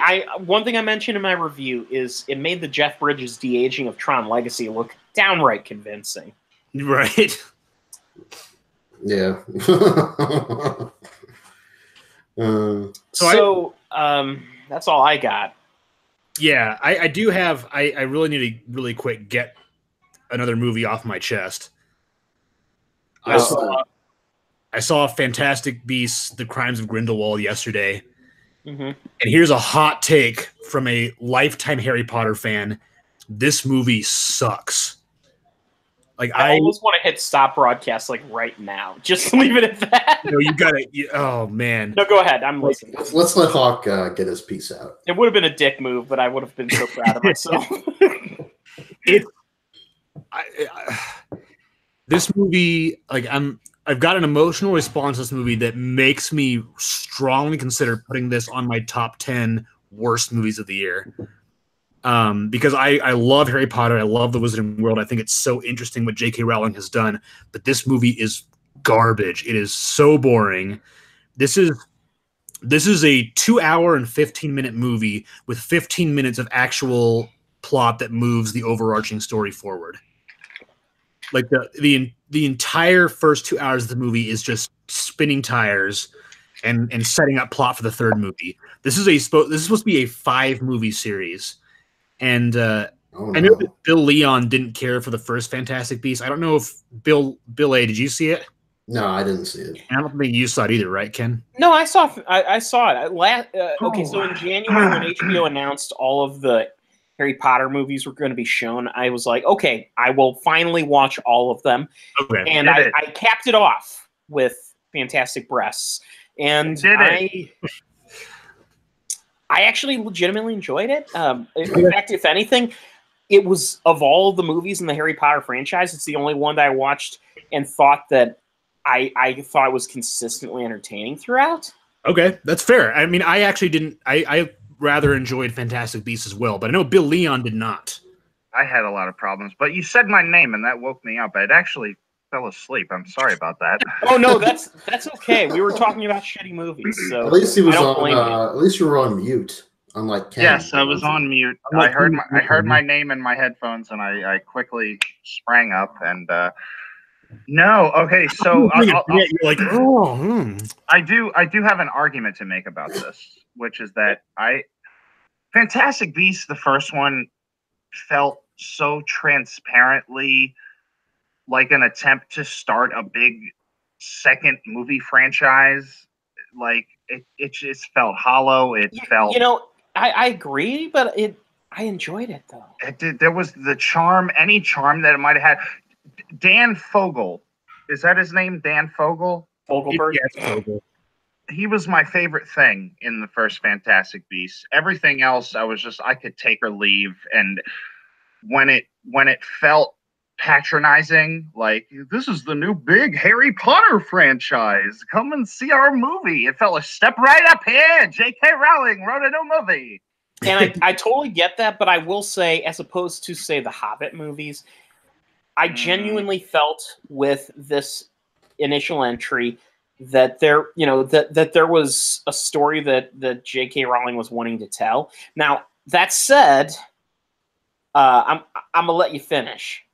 Go ahead.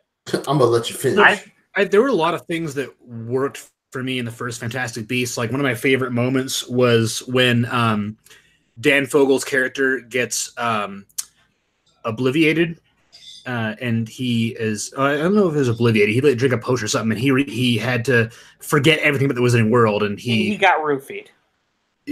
No, not quite. Yeah, there was a good moment where it's raining, and he puts away his umbrella, and as the rain falls on him, and it kind of just, as a visual motif, his memories are washed away at the Wizarding World, and he's just a normal muggle again.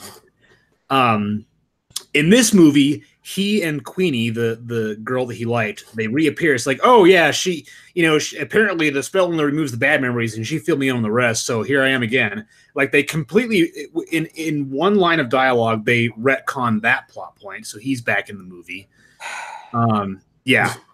Yeah, that's just the beginning. There's so much about this movie that pissed me off. Grindelwald, played by Johnny Depp, escapes from prison in the first scene, and then he kind of just does nothing until the end.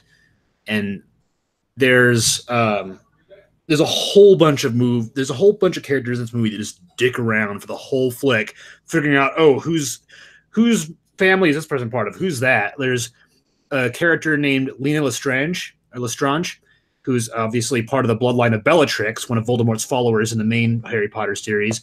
She has nothing to do. There's some guy that's just trying to find out who Credence is. Credence, played by Ezra Miller, who you think might have died in the first movie, but no, he survived the explosion in that movie, and he's alive in this movie. Is Credence part of the Clearwater Revival family line? It's hard not to think that when you hear his name being said. Credence Clearwater. Yeah. My name is Credence Clearwater. Well, part of Ezra Miller's character, Credence, his whole arc is like, I want to find out who my family is. I'm tired of being nobody. That was Flash in the first movie? Yeah. Oh my god. Okay, I'm just now realizing. Black mass of evil magic shit that destroyed. Yeah. I am just now making that connection. Yeah, which and knowing that connection and knowing Ezra Miller as the Flash, you can see how Credence is a horrible fit for that actor's personality. So the movie is called The Crimes of Grindelwald, but Johnny Depp as Grindelwald does literally nothing except kind of talk a couple times, and at the very end of the movie, he has a big speech that brings the supporters into him that feels very much like Hitler. Like, he's basically Hitler in the Wizarding World. There are also there are a couple of unpleasantly weird things in this movie. Like, for some reason, Grindelwald has a really big skull hookah. Like, he has a skull with a pipe attached to it, and he vapes the pipe, and then he blows out the smoke, and it creates premonitions of World War II, and that's how he gets his followers. And it's really, like, I love how the Harry Potter series is weird, but this is just a little bit weird. So that's the thing I enjoyed about the first Fantastic Beasts was the strong implications that a lot of the world events that we saw, like World War II and stuff like that, were being sort of they're being touched on in an interesting way. It was almost as if it was coming up with a back end explanation for all of these world events that we would see happen. I like that. I like historical fiction stuff, and I really enjoy, I really enjoy concepts like that sort of jump off from history and add something to it. And I want to. And so what it sounds like to me is it sounds like they're taking the worst possible approach to following up with that, with what the promise of the first film. Yes. I want to. Go ahead, Bill. When I did the review of the first Fantastic Beasts for this podcast, what was it, like 2 years ago, I guess, is when that came out. It was the day before Thanksgiving. It was me and Bill Arsenault. I had brought friends of mine that watched the movie on to talk. We were all drunk. It wasn't very coherent. But the thing I want to focus on is that despite the fact that my friends were unfamiliar with Eddie Redmayne, they all honed in on what is wrong with Eddie Redmayne's performance in this movie. I didn't even mind Eddie Redmayne's performance in the movie, and he's Eddie Redmayne. He's just timid old. Oh yeah, like bashful fucking Eddie Redmayne, and it's like, oh dude, it's bad. Like, there's no. I mean, the stuff that you like. I don't want to take away from that. I'm just saying, like, the core pieces. So, like, Ken, I think you like the board game. I don't like the pieces on the board game. Does that make sense? Wait, what board game are we talking about? I'm saying the The board game of the movie. The board game. I've never played a Fantastic Beasts board game. No, I'm saying the board. It's a metaphor. I know. I'm just fucking with you. I get it. The board game is the story and the set dressing. The pieces are the characters and the story, which, oh my god, like they fucked up royally. And the thought of them making a sequel out of this, like that's the reason I didn't even fucking bother, because I was just so cynical. I'm just like, it just feels like an excuse to make more Harry Potter movies or movies set in the Harry Potter world. I'll be honest, the first Fantastic Beasts movie. Fantastic Beasts. I don't know why I suddenly gave an accent there. It was fantastic. Fantastic Beasts and where to find them. Maybe in my own way, I was thinking of the South Park episode with the Booktastic Bus. You were thinking of Trumpet Fight. How dare you? Fantastic Beasts and Where to Find Them. It's a wonderful book, and you have no talent. So Fantastic Beasts, the first one, felt like a self-contained story to me. I didn't see there to be the need of adding more to it. Well, guess what? Fantastic Beasts 2 has Dumbledore and a Lestrange and another Dumbledore, and it has like it really starts. It has Nagini. I know it's got a Scaramancer, it's got a Kozlowski, it's got Voldemort's Snake Nagini is a human character who is like, oh yeah, this human lady is cursed to be turned into a snake forever at some point in her life. Like, it starts drawing all kinds of shit back to the original Harry Potter movies. It's got Johnny Depp as the living Grundle. It's got Johnny Depp as a really big Rammstein fan. He looks like Judge Doom. He looks like he literally got out of a Rammstein concert. I can't get that image out of my head. Well, okay, I can totally see that. But when they unmasked him in the first movie, I thought, why does Johnny Depp look like Judge Doom? You know what he looks like to me? He looks like the world's worst David Bowie impersonator. He looks his makeup job is so stupid. He's got two different colored eyes and spiky blonde hair, and it's just dumb. He looks like a woman. He looks like a woman abuser. Well, Amber Heard.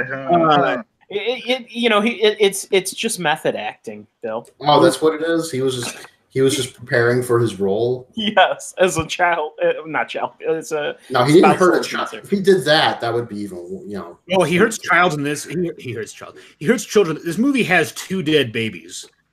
Yay! J.K. Rowling, screenwriter.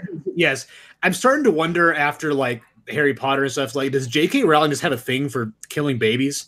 Because it's happening a lot in her movies. I think she wants people to respect her as a writer, and it's like that has taken precedent above everything else. Guys, I just thought of something. Yeah. So Fantastic Beasts is a prequel, right? Yeah. What is it with prequels and killing the younglings?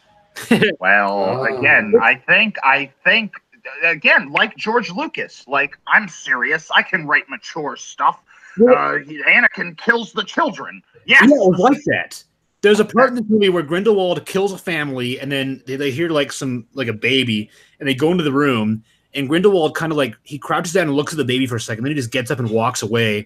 And one of his followers picks out her wand, and then as Grindelwald closes the door behind him, you see a blast of green light, and you're like, okay, they killed a baby. This is not Harry Potter. It's dark, right? And then in another scene, a character is like, oh, I killed such and such character. And then it's a flashback, and this character as a youngster is holding a baby. I'm like, no fucking way. They're not going to do this in time. But Harry Potter got more dark and adult as it reached its conclusion. And again, I brought this up in our Facebook chat yesterday. I had said, the whole... So for those who don't know, and Ken, you may not be aware, after the Harry Potter books wrapped up, I don't know if the movies were wrapped up at this point, but J.K. Rowling at some public speaking appearance was like, Dumbledore's gay. Yeah, I remember that. And no one believed her. But that was a tweet, wasn't it? No, it was at a public appearance as far as I remember. But to me, it just left this bad taste in my mouth of like, she's trying to be edgy. She wants attention. She's not relevant, or she's trying to remain relevant by, oh, Dumbledore's gay, blah, blah, blah. And then Fantastic Beasts being her first debut as a screenwriter and being so poorly executed started to make me think, like, oh boy, is she like actually like a bad writer, or has become a bad writer? Because I mean, is this anything like how after the first 50 Shades movie, the author nobody believed E.L. James was a good writer at any point. Yeah, right. Well, nobody. But in the second movie, she basically gained full creative control over it. I gained creative control over 50 Shades of Grey. I would say it wasn't. That's like saying I'm in control of the Care Bears now. She gained creative control over Twilight / fiction. Yeah, she didn't gain creative control so much as throw a fucking temper tantrum and get the original director fired. I did hear that, and the lead actor left, right? No, it was the same actors because they were contractually obligated to the films. Oh no! Yeah, what films are we talking about? 50 Shades. Really? Yeah. I don't think any series is going to be as sad as the Atlas Shrugged series, where each of the 3 films has a completely different cast. But that was. They're on Prime right now, by the way. Do yourself a favor, and if you're going to watch those, have as much alcohol with you as possible, and drink every time the phrase "Who is John Galt?" Who is John Galt? Yeah. If I'm not mistaken, the Atlas Shrugged movies were crowdfunded. Yes. Every one of them. Yeah. And they didn't rope their actors into contracts to come back. So with 50 Shades, it being, I believe, Universal Studios, right? I think so. Some big studio that had the foresight to say, sign this contract for all 3 fucking movies, which I'm sure that they've done with the 50 Shades franchise as well. What's great about the Atlas Shrugged trilogy, because that's a thing, is you have increasingly sad acting replacements. Yeah. Because the first movie has a cast of, I would say, reasonably like legitimate actors, like Taylor Schilling plays Dagny Taggart. Yeah. And then in part 2, Dagny Taggart is played by Samantha Mathis, which is, it's not terrible. It's a step below Taylor Schilling. And then the third one, you've got Laura Reagan. Have you heard of Laura Reagan before? No. So her movies include Hollow Man 2. Oh, okay. She played in Unbreakable, she was age 20 Audrey in Verso. Yeah, that laugh in the background makes a lot of sense, even if you have no idea what that is meant to mean. She's not a bad actress. It's just step down. Each movie has a step down in who they can afford. In fact, from what I've heard about Fantastic Beasts 2, this is a good thing to do during the second act of the movie. I gotta go take a piss. Exactly. Actually, the John Galt one is great because in part 1 he's barely present, and he's played by Paul Johansson, who I have no idea who that is. In the second one, he's played by D.B. Sweeney. That's a step up, actually. Yeah, that's the only step up, because in the third one he's played by Christopher Polaha. Oh, I thought you were going to say Chaz Palminteri. Yeah, who? Yeah, Christopher Polaha, who I guess, looking at his credits, he had a role in episode 2 of Lethal Weapon, the TV series. Oh. And he was in episode 6 and episode 8 of Hawaii Five-0. And he was in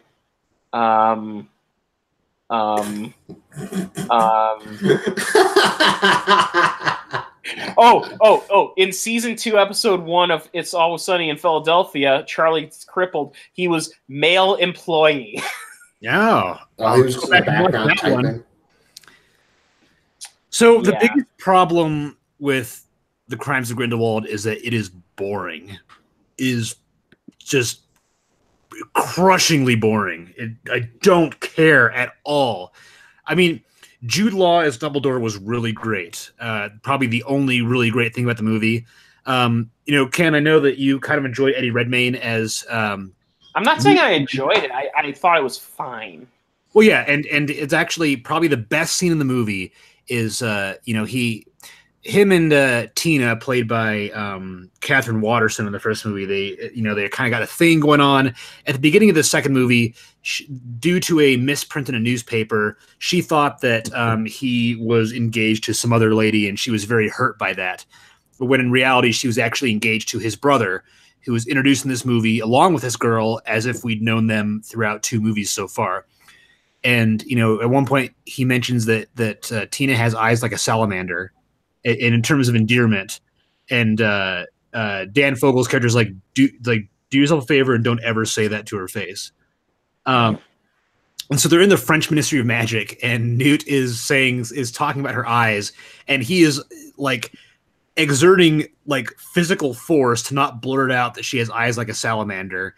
And it's this kind of like wonderfully emotional moment where like she's realizing that he never did get engaged to somebody else, and she's kind of got this realization that they still have a chance, and he's trying not to say that she has eyes like a salamander.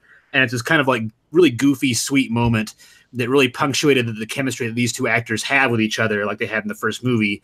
And it's one of maybe 10 minutes of chemistry they have in the entire film. And it's like there's not enough of that character drama, because this is so focused on plot and events and characters that from the first Harry Potter franchise and how they connect to these ones and bloodlines and stuff. And there's so much. In my trailer reviews, I said that this movie looks more plot driven than character driven. And the reason that the Harry Potter movies worked, or the Harry Potter stories worked so well, is that they were the exact opposite of that. So what you're saying is that this movie in the franchise is more like Harry Plotter? No, it's actually, I think that's the opposite of what he's saying. More like Harry Plopper. Plotter, as in it was plotting. Harry plotless until the last 20 minutes. Yeah, like this movie you could remove the entire first 2 hours of this movie and condense the last 15 minutes into a prologue for the next movie, and you would not miss anything. Which is my biggest problem with this whole trend of making multiple films in a franchise is feeling the need to make these interstitial movies that lead into the next one that ultimately have no arc to them. I mean, you'd think it's supposed to be a trilogy at first, and then Warner Bros. Was like, nah, we're gonna do 5 movies. And especially coming from Warner Brothers, they failed on this specific point with DC. What, twice already? 3 times if you count Suicide Squad? Like maybe that's what they did. Maybe when they decided they were going to cancel the DC universe, finally they said, "Well, put all our chips on fucking Harry Potter." Yeah. Harry Potter. I'm just this entire thing for me as somebody, and I didn't grow up with Harry Potter. I watched the first couple movies when they came out. I got into the franchise as a whole as an adult when I was about 20, 21 years old. Yeah.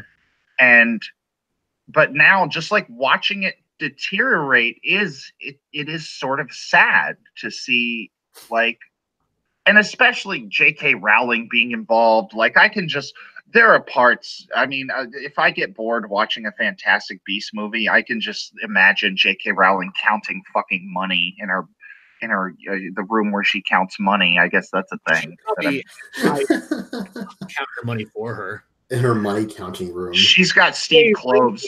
Reach $1 billion.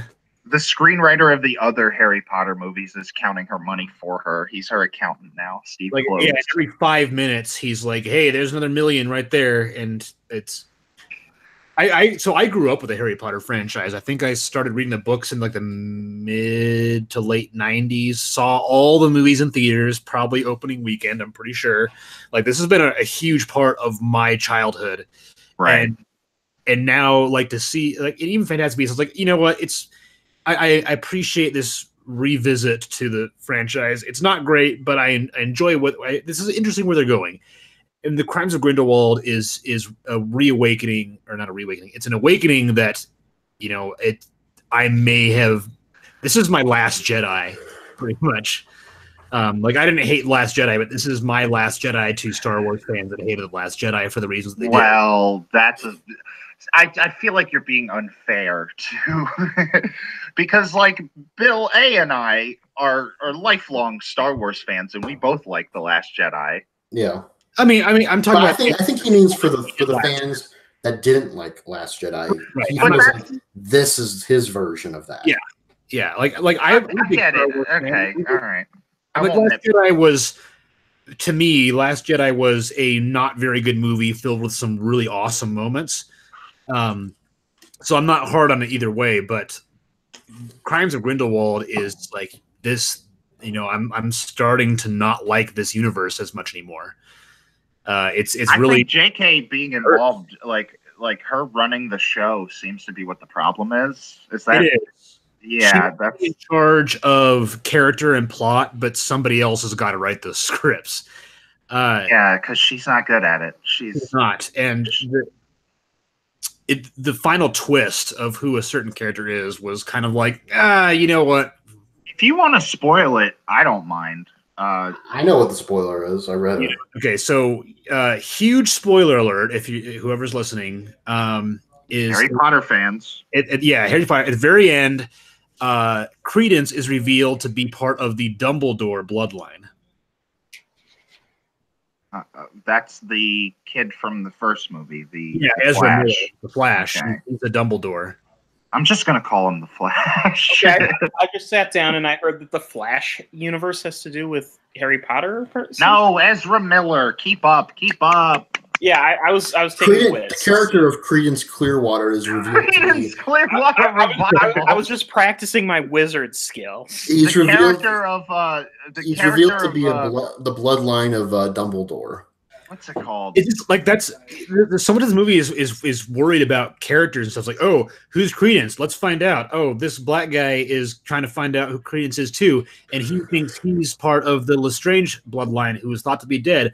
But then he's like, oh, gather around. Here's this huge reveal of the story. Like, and there's a flashback, and like, oh, my mom was seduced by this guy who put a hex on her to marry, and he hated her, and they had this kid, and this kid died, and this guy went over here, and then it's like this big flashback, and then this other character's like, no, that's false because I was there and this is what happened. So you wait for someone who has no investment whatsoever in Harry Potter. Like, I just started watching the movies this year just because I felt like culturally I needed to at least be aware of them. Right. I couldn't give a fuck about anything you've said in the last 2 minutes. No, and the problem is that this movie, it's not worth giving a fuck about. Like, when you were off to the bathroom, I was talking about how I have been a lifelong fan of Harry Potter, and I was fighting to be interested in this movie's plot.